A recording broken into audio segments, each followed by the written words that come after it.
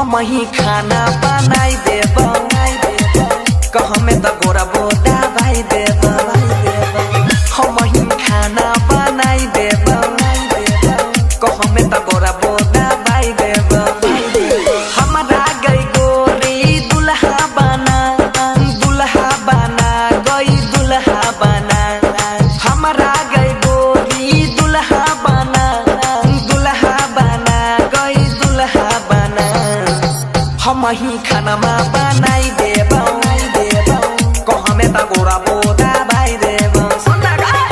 हम ही खाना बनाई देब कहमे त गोरा बोदा भाई देब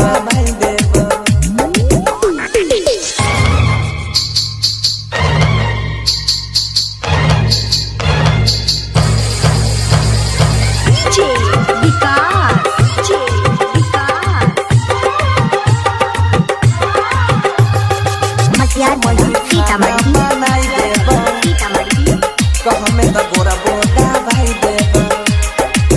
कहमे त गोरा बोदा भाई देब हमरा सन कनै मिलतौ गे दुल्हा दिबिया बार के गोरी खोई जाले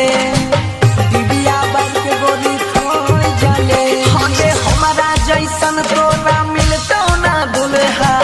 दिबिया बार के गोरी खोई जाले कपड़ा लाता सब धोई देब रतिया में गई से जुसा गईबो आबे ना हमारो जियारा जुड़ा गई जियारा जुड़ा हम ही खाना बनाई देब कहमे त गोरा बोदा भाई देब रोज रोज खाना बनाई देब सुतला में गोरा बोदा भाई देब